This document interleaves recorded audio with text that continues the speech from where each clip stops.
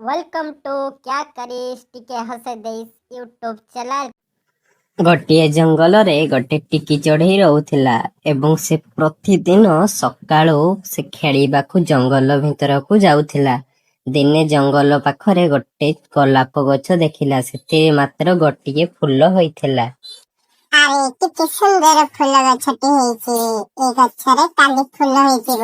ଏହାର ମୁଁ ଯତ୍ନ ନେବି ଆଉ ଏ ଫୁଲକୁ ମୁଁ ନେବି। ଏବେ ମୁଁ ଯାଉଛି ମାକୁ ଏ କଥା କହିବି। ମା ଶୁଣିଲେ ବହୁତ ଖୁସି ହେବେ।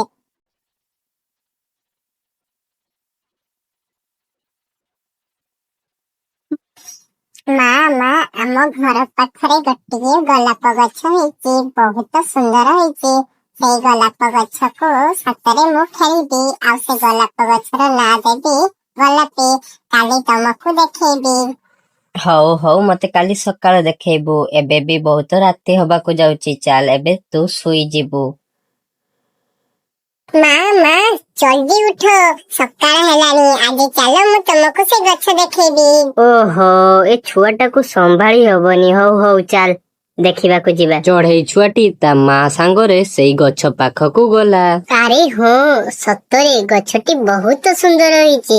ହଉ ତୁ ଏଇ ଗଛ ପାଖରେ ରହିବୁ, କୁଆଡେ ଯିବୁନି। ମୁଁ ଖାଇବା ଆଣିବାକୁ ଯାଉଛି। ଠିକ ଅଛି ମା।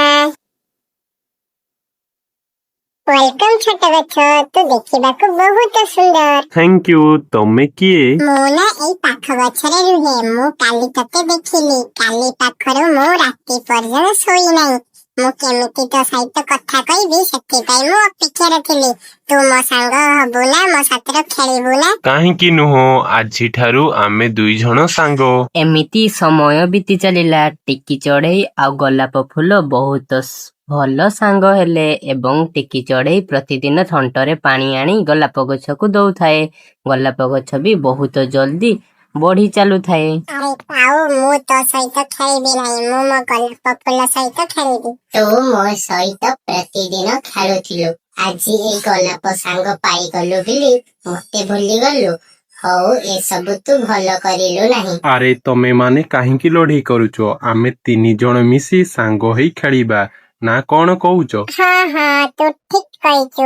ଆମେ ସମସ୍ତେ ସାଙ୍ଗ ହେଇ ଖେଳିବା। କିଛି ସମୟ ପରେ ରାତି ହେଇଗଲା। ଟିକି ଚଢ଼େଇ ଆଉ କାଉ ଦୁଇ ଜଣ ନିଜ ନିଜର ଘରକୁ ଚାଲିଲେ। ଏଇ ଗୋଲାପ ଗଛକୁ କିଛି ନା କିଛି କରିବାକୁ ପଡିବ, ନହେଲେ ଟିକି ଚଢ଼େଇ ମୋ ସାଙ୍ଗରେ ମିଳାମିଶି କରିବ ନାହିଁ। ଏମିତି ଭାବୁ ଭାବୁ କାଉ ମଥାରେ ଗୋଟେ ଦୁଷ୍ଟ ବୁଦ୍ଧି ପଶିଲା। ସେ ପରଦିନ ଗୋଲାପ ଗଛ ପାଖରେ ପହଞ୍ଚିଗଲା। ତୁ ଗୋଟିଏ ଜାଗାରେ ପ୍ରତିଦିନ ରହୁଛୁ, ତତେ କଣ ବାହାର ଦୁନିଆ ଦେଖିବାକୁ ଭଲ ଲାଗେ ନାହିଁ? ମୁଁ ସେମିତି କିଛି ଭାବେ ନା, କାହିଁକି ନା ଟିକି ଚଢ଼େଇ ଆଉ ତୁ ତ ମୋ ସହିତ ଭଲ ଭାବରେ ମିଶିଛୁ ଆଉ ଖେଳୁଛୁ। ମୁଁ ସେମିତି କିଛି ଭାବେନି।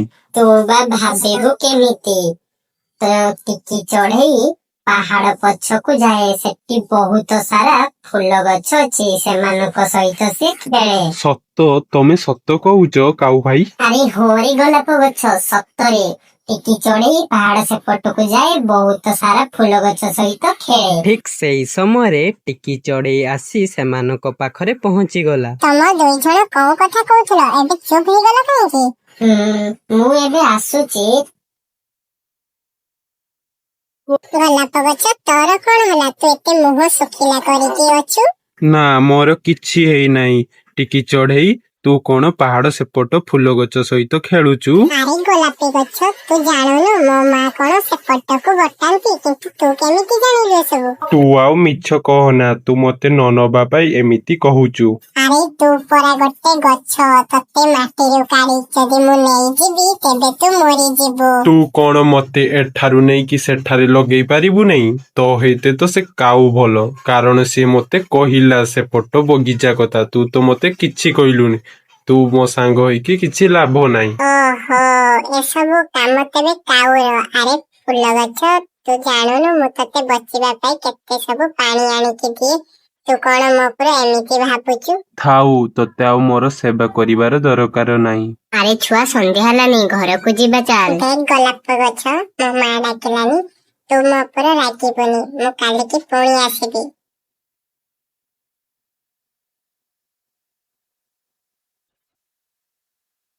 କାଉ କାଉ କଣ ପାହାଡ ସେପଟ ବହୁତ ସାରା ଫୁଲ ଗଛ ଅଛି ମୋ ଭଳି ସବୁ ଫୁଲ ଗଛ। ଆରେ ହଁ, ମୁଁ କାହିଁକି ତତେ ମିଛ କହିବି? ତୋ ଭଳିଆ ଅନେକ ପ୍ରକାର ସେଠି ଗଛ ସବୁ ବା ଅଛି। ତାହେଲେ ତୁ ମତେ ଏଠୁ ନେଇ ସେଠି ଲଗେଇ ପାରିବୁ? ହଁ, କାହିଁକି ନୁହଁ? ତତେ ନା ସେଠି ବହୁତ ଭଲ ଲାଗିବ। ମୁଁ ଏବେ ତତେ ନେଇଯିବି।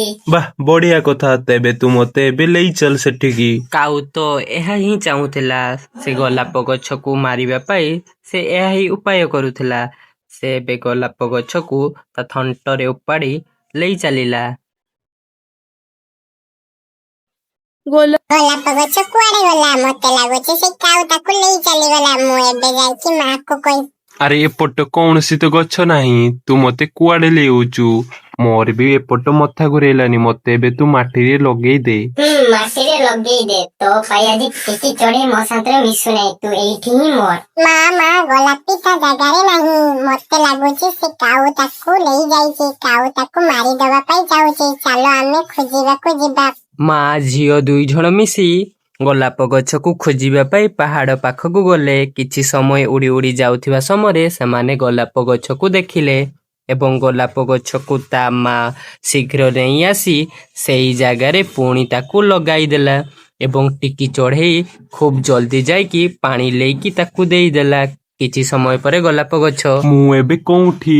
ଟିକି ଚଢ଼େଇ, ମୁଁ ତୋ ପୁରା ବହୁତ ଭୁଲ ବୁଝୁଥିଲି। ସେ କାଉର ବୁଦ୍ଧିରେ ମୁଁ ଆଜି ମରିବା ପାଇଁ ବସିଥିଲି। ଯାହା ହଉ ତୁ ମତେ ବଚେଇଲୁ। ସତରେ ଟିକି ଚଢ଼େଇ, ତୁ ମୋର ପ୍ରକୃତ ସାଙ୍ଗ। ସତରେ ତୁ ବି ମୋର ପ୍ରକୃତ ସାଙ୍ଗ। ଆଉ କେବେ ବି ମୋ ଉପରେ ଏମିତି ସନ୍ଦେହ କରିବୁନି।